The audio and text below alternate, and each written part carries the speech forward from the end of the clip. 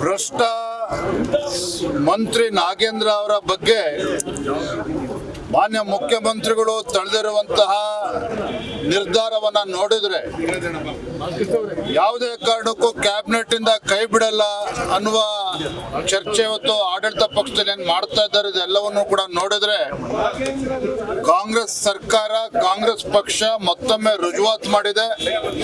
ಈ ಕಾಂಗ್ರೆಸ್ ಸರ್ಕಾರ ಇರುವುದೇ ಭ್ರಷ್ಟರಿಗಾಗಿರ್ತಕ್ಕಂಥ ಈ ಕಾಂಗ್ರೆಸ್ ಸರ್ಕಾರ, ಜನರಿಗೋಸ್ಕರ ಇರ್ತಕ್ಕಂಥ ಕಾಂಗ್ರೆಸ್ ಸರ್ಕಾರ ಅಲ್ಲ. ಭ್ರಷ್ಟಾಚಾರಿಗಳನ್ನ ರಕ್ಷಣೆ ಮಾಡೋದಕ್ಕೋಸ್ಕರ, ಭ್ರಷ್ಟಾಚಾರಿಗೋಸ್ಕರ ಇರ್ತಕ್ಕಂಥ ಕಾಂಗ್ರೆಸ್ ಸರ್ಕಾರ ಅನ್ನೋದನ್ನ ಹೇಳೋದಕ್ಕೆ ಇಚ್ಛೆ ಪಡ್ತೇನೆ. ಇವತ್ತೇನು ದಲಿತರ ಬಗ್ಗೆ ಮೊಸಳೆ ಕಣ್ಣೀರನ್ನ ಹಾಕ್ತಾ ಇದ್ದೀರಲ್ವಾ ನಾಗೇಂದ್ರ ಅವರು, ಕಾಂಗ್ರೆಸ್ ಸರ್ಕಾರದವರು? ಎಲ್ಲಿತ್ತು ನಿಮಗೆ ದಲಿತರ ಪರವಾಗಿರ್ತಕ್ಕಂಥ ಕಾಳಜಿ? ವಾಲ್ಮೀಕಿ ಅಭಿವೃದ್ಧಿ ನಿಗಮದ ಹಣವನ್ನ ಲೂಟಿ ಮಾಡಬೇಕಾದ್ರೆ ದಲಿತರು ನೆನಪಾಗ್ಲಿಲ್ವಾ ನಾಗೇಂದ್ರ ಅವರೇ?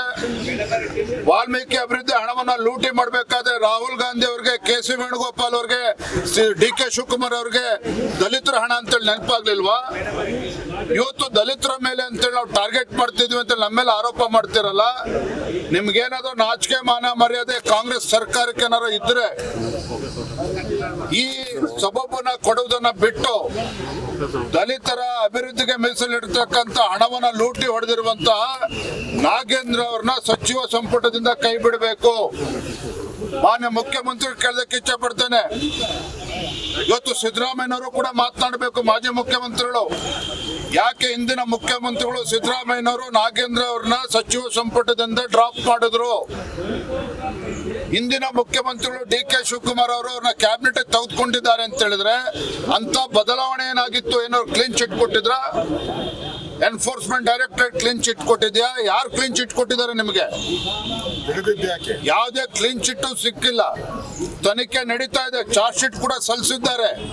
ಇವತ್ತು ನಾಗೇಂದ್ರ ಅವರನ್ನ ಭ್ರಷ್ಟನನ್ನ ಮತ್ತೆ ಸಚಿವ ಸಂಪುಟಕ್ಕೆ ಸೇರಿಸಿಕೊಂಡು ರಾಜ್ಯದಲ್ಲಿನ ದಲಿತ ಸಮುದಾಯಕ್ಕೆ ಮೋಸ ಮಾಡಿದ್ದೀರಿ, ವಂಚನೆ ಮಾಡಿದ್ದೀರಿ ಅಂತ ಹೇಳಿ ಈ ಸಂದರ್ಭ ಹೇಳೋದಕ್ಕೆ ಇಚ್ಛೆ ಪಡ್ತೇನೆ. ಈಗಲೂ ಹೇಳ್ತಾನೆ, ಮಾನ್ಯ ಮುಖ್ಯಮಂತ್ರಿಗಳೇ, ನಿಮ್ಗೇನಾದ್ರೂ ರಾಜ್ಯದ ಜ್ವಲಂತ ಸಮಸ್ಯೆಗಳ ಬಗ್ಗೆ ಚರ್ಚೆ ಆಗ್ಬೇಕು ಅಂತ ಹೇಳಿದ್ರೆ, ರೈತರ ವಿಚಾರ ಆಗ್ಲಿ, ಬರ, ವಿದ್ಯಾರ್ಥಿಗಳ ವಿಚಾರ ಇವೆಲ್ಲವೂ ಕೂಡ ಚರ್ಚೆ ಆಗ್ಬೇಕು ಅಂತ ಹೇಳಿದ್ರೆ ಇವತ್ತು ನೀವು ಮನ್ಸು ಮಾಡಿದ್ರೆ 24 ಗಂಟೆಯಲ್ಲಿ ಸಚಿವನನ್ನ ಕ್ಯಾಬಿನೆಟ್ ಇಂದ ಕೈ ಬಿಡ್ಬೋದು ನಾಗೇಂದ್ರ ಅವ್ರನ್ನ. ಅದನ್ನ ಮಾಡೋದನ್ನ ಬಿಟ್ಟು ನೀವು ಕೂಡ ಇವತ್ತು ಬೀದಿಗಳದ್ದು ಪ್ರತಿಭಟನೆ ಮಾಡೋದಕ್ಕೆ ಕೊಟ್ಟಿದ್ದೀರ. ರಾಜ್ಯದ ಜನ ಎಲ್ಲವನ್ನೂ ಕೂಡ ಗಮನಿಸ್ತಾ ಇದ್ದಾರೆ. ಈ ಕಾಂಗ್ರೆಸ್ ಸರ್ಕಾರ ಭ್ರಷ್ಟಾಚಾರವನ್ನ, ಸಚಿವರ ಭ್ರಷ್ಟಾಚಾರಿತನವನ್ನ ಎಲ್ಲವನ್ನೂ ಕೂಡ ಗಮನಿಸ್ತಾ ಇದ್ದಾರೆ. ಮಾನ ಮರ್ಯಾದೆ ಏನಾರ ಇದ್ರೆ ದಯವಿಟ್ಟು ಸರ್ಕಾರ ಅವನನ್ನ ನಾಗೇಂದ್ರನ ಕೈ ಬಿಡಬೇಕು. ಅದು ಒಂದ್ ಮಾತು ಹೇಳ್ತಾನೆ, ಇನ್ನೇನು ಸದನ ಮುಗಿತದೆ, ಇದರಿಂದ ಪಾರಾಗ್ತೇವೆ ಅನ್ನೋ ಭ್ರಮೆನಲ್ಲಿ ಇವತ್ತು ಕಾಂಗ್ರೆಸ್ ಸರ್ಕಾರ, ಮುಖ್ಯಮಂತ್ರಿಗಳು ಏನಾರ ಇದ್ರೆ ಅದು ಖಂಡಿತ ಸಾಧ್ಯ ಅಲ್ಲ. ಈ ಹೋರಾಟ ಸದನದ ಒಳಗಡೆನೂ ಕೂಡ ನಡೀತಾ ಇದೆ. ರಾಜ್ಯದಲ್ಲಿ ಎಲ್ಲ ಜಿಲ್ಲೆಗಳಲ್ಲೂ ಕೂಡ ನಮ್ಮ ಹೋರಾಟ ನಡೀತಾ ಇದೆ. ಸದನ ಮುಗಿದ ನಂತರನೂ ಕೂಡ ನಮ್ಮ ಹೋರಾಟ ರಾಜ್ಯದಲ್ಲಿ ಮುಂದುವರಿತಾ ಇದೆ. ಈ ಎಚ್ಚರಿಕೆಯನ್ನು ಮಾನ್ಯ ಮುಖ್ಯಮಂತ್ರಿಗಳು ನಾನು ನೀಡ್ತಾ ಇದ್ದೇನೆ.